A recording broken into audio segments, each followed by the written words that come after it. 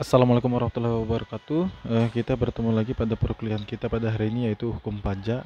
Dalam hal ini, materi perkuliahan kita mengenai bagaimana hukum pajak itu dan bagaimana yang dimaksudkan dengan utang pajak.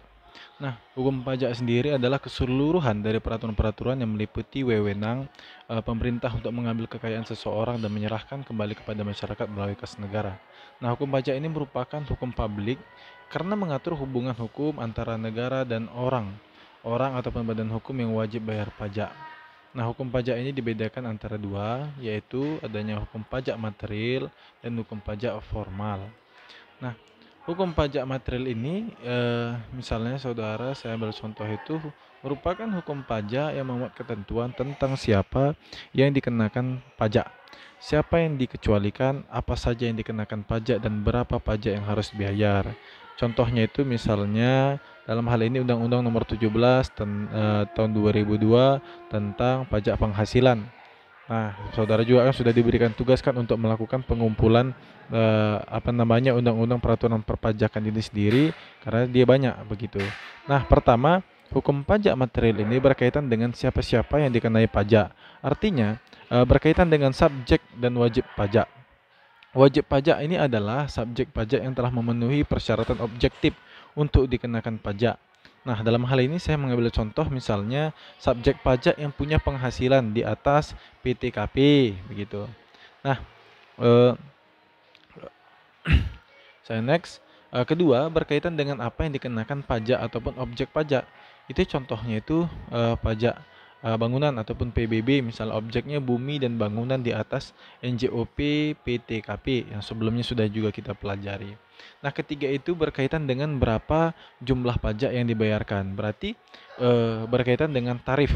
Nah, dalam hal ini adanya tarif tetap, tarif proporsional, dan lain-lain. Ya, sebelumnya juga pun sudah saudara tahu kan begitu, adanya tarif progresif, degresif, dan lain halnya. Nah, hukum pajak formal, ya tadi kan sudah kita ketahui itu kan, hukum pajak material itu apa. Sedangkan hukum pajak formal yaitu hukum pajak yang memuat ketentuan bagaimana mewujudkan hukum pajak material menjadi kenyataan. Nah, inilah contohnya itu Undang-Undang 16 tahun 2000 tentang Kitab Undang-Undang Hukum Pajak ataupun yang disingkat sebagai KUP. Nah,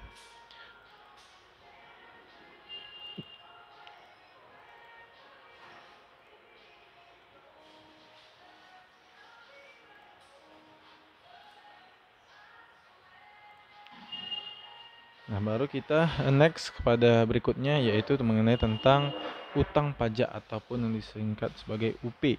Nah, utang pajak ini menurut Rohmat Sumitro sendiri yaitu utang yang timbul secara khusus karena negara kreditor terikat tidak dapat memilih secara bebas siapa yang akan dijadikan debiturnya. Nah, seperti halnya dalam hukum perdata. Hal ini sebab utang pajak lahir karena undang-undang. Nah, ditinjau dari segi hukum, pajak merupakan sebuah perikatan. Namun perikatan pajak beda dengan perikatan perdata.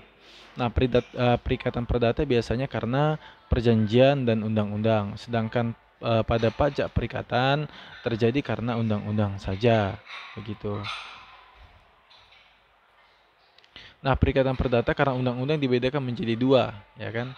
Kalau misalnya saya jelaskan, yaitu timbul dari undang-undang saja dan dari undang-undang sebagai akibat perbuatan orang. Nah, demikian juga dalam utang pajak. Nah, sifat utang pajak ini adalah dapat dipaksakan pelunasannya. Misalnya penyitaan yang dilanjutkan dengan lelang umum dan paksaan badan ataupun penyanderaan ataupun hiseling. Nah, dalam hal ini, timbulnya utang pajak dapat disebabkan oleh adanya ketetapan undang-undang dan adanya penetapan oleh fiskus. Nah, jadi dalam hal ini yang sudah kita juga telah uraikan sebelumnya, dia timbul utang pajak ini disebabkan adanya ketetapan oleh undang-undang itu sendiri. Nah, dan ditetapkan dia oleh fiskus itu tadi. Nah, jadi menurut ajaran material, utang pajak timbul pada saat ditentukan oleh undang-undang sekaligus dipenuhi syarat subjek dan objek. Nah, ajaran ini diikuti Indonesia setelah tax reform. Nah, penjelasan pada KUP Tugas administrasi perpajakan tidak lagi seperti masa lampau, di mana administrasi perpajakan meletakkan kegiatan pada tugas penetapan subjek pajak guna menentukan pajak terutang. Nah, sedangkan pasal 12-nya Undang-Undang 16 tahun 2000, setiap wajib pajak membayar pajak yang terutang berdasarkan ketentuan peraturan perundang-undangan perpajakan dengan tidak menggantungkan pada adanya SKP. Nah, menurut ajaran formal, timbulnya utang pajak ini sendiri karena adanya perbuatan fiskus, yaitu diterbitkannya surat ketetapan pajak. Jadi, urgensi timbulnya utang pajak yang pertama adalah pembayaran ataupun penagihan. Yang kedua adalah pemasukan surat keberatan. Yang ketiga adalah penentuan bermula ataupun berakhir daluarsa. Yang keempat adalah penerbitan SKP dan SKPT. Nah, berakhirnya utang pajak yang pertama ada jelasnya, adanya misalnya sudah dilakukan, yang pertama pembayaran, adanya yang dilakukan misalnya dalam hal ini permohonan misalnya dilakukannya kompensasi. Nah, ada juga daluarsa, ada juga terkaitnya dalam hal ini pembebasan, serta yang terakhir adalah penghapusan. Jadi dalam hal ini juga kita akan mempelajari bagaimana penagihan utang pajak itu. Nah, penagihan utang pajak dalam hal ini adalah serangkaian tindakan agar penanggung pajak melunasi utang pajak dan biaya penagihan dengan menegur, memperingati, melakukan penagihan seketika dan sekaligus, memberitahukan surat paksa, mengusulkan pencegahan, melaksanaan penyitaan, penyanderaan, menjual barang yang telah disita. Nah, penagihan seketika dan sekaligus ini saya jelaskan adalah penagihan oleh jurusita pajak tanpa menunggu jatuh tempo pembayaran pajak berdasarkan surat perintah penagihan seketika dan sekaligus. Nah, kalau sedangkan penerbitan surat perintah penagihan seketika dan sekaligus itu apabila yang pertama penanggung pajak ataupun PP akan meninggalkan Indonesia untuk selama-lamanya ataupun berniat untuk itu. Nah, dalam hal ini penanggung pajak ataupun PP tadi memindah tangankan barang yang dimiliki ataupun dikuasainya dalam rangka mengecilkan ataupun menghentikan kegiatan usaha. Yang berikutnya adalah terdapat tanda-tanda bahwa penanggung pajak ini akan membubarkan, menggabungkan, memekarkan, memindah tangankan badan usaha. Nah, badan usaha yang akan dibubarkan oleh negara. Nah, terjadinya penyitaan atas barang dalam hal ini penanggung pajak oleh pihak ketiga atau ada tanda kepailitan. Jadi inilah yang dilakukan dalam hal ini penagihan utang pajak. Jadi apabila itu biasanya terjadi ketika perusahaan dinyatakan pailit dan hal ini juga ada barang penanggung pajak itu oleh pihak ketiga. Jadi diambillah suatu penagihan utang pajak itu tadi.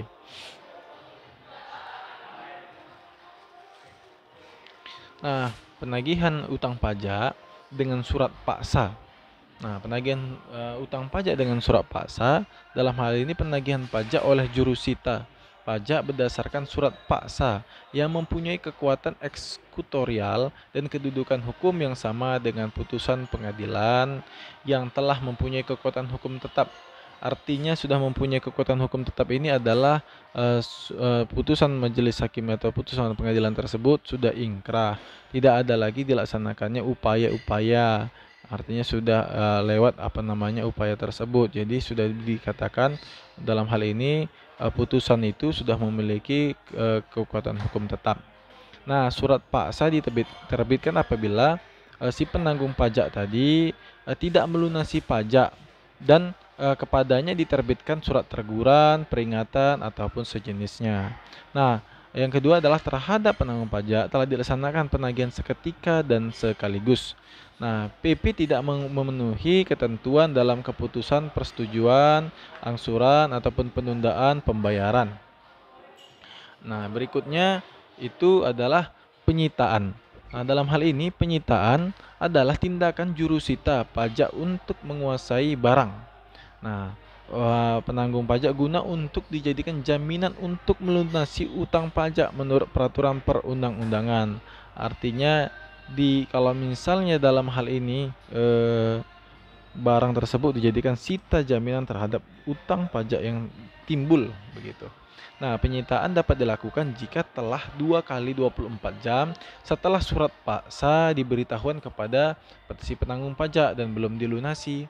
Nah, yang kedua adalah penyitaan disaksikan oleh sekurang-kurangnya 2 orang dewasa ataupun penduduk Indonesia dan dipercaya jurusita pajak. Artinya ada saksi dalam hal ini yang melihat adanya barang tersebut disita. Nah, yang berikutnya adalah penyitaan dibuat berita acara ditandatangani jurusita, saksi, dan si petanggung pajak. Artinya tidak bisa dalam hal ini dilakukan secara tidak sesuai dengan prosedural ataupun standar operasional prosedur ataupun SOP yang dikatakan.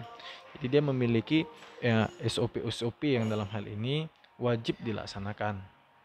Nah, penagihan utang pajak ini sendiri, barang yang dapat disita antara lain yang pertama itu barang bergerak. Nah, barang bergerak ini banyak ya, misalnya saya contohkan ambil misalnya mobil, perhiasan, itu bisa dibuatkan juga uang tunai. Ada juga yang dia dalam hal ini deposito, tabungan, saldo, rekening koran, giro, obligasi, saham ataupun surat berharga lainnya, piutang, dan penyertaan modal pada perusahaan. Nah, yang kedua adalah barang tak bergerak. Barang tak bergerak ini yang saudara ketahui kita banyak ya, yaitu adalah misalnya tanah, bangunan, kapal dengan bobot tertentu misalnya. Jadi untuk berikutnya itu adalah lelang. Nah, lelang ini merupakan setiap penjualan barang di muka umum dengan cara penawaran harga, baik lisan ataupun tertulis, melalui usaha, pengumpulan, peminat ataupun calon pembeli. Nah, lelang dibedakan itu adalah dua. Ada lelang eksekusi dan lelang sukarela. Nah, apa sih lelang eksekusi itu? Nah, lelang eksekusi itu meliputi lelang putusan pengadilan ataupun hak tanggungan, sita pajak, sita kejaksaan ataupun penyidik, dan sita panitia urusan piutang negara dilaksanakan oleh kantor lelang negara. Nah, sedangkan lelang sukarela adalah lelang atas prakarsa sendiri dari pihak yang berhak atas objek yang akan dilelang. Nah, dapat dilaksanakan oleh kantor lelang negara atau balai lelang swasta menurut Kepmenq tanggal 25 Januari 1996 itu nomor 47 garing KMK 01 garing 1996 tentang balai lelang.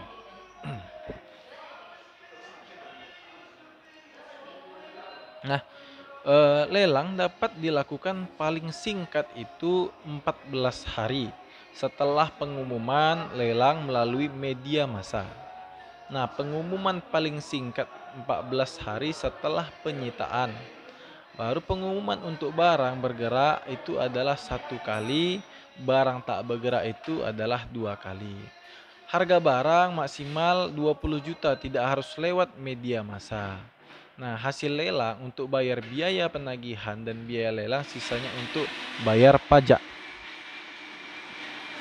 Nah, biaya penagihan itu misalnya adalah 50.000 tiap pemberitahuan surat paksa dan 100.000 tiap pelaksanaan surat perintah penyitaan.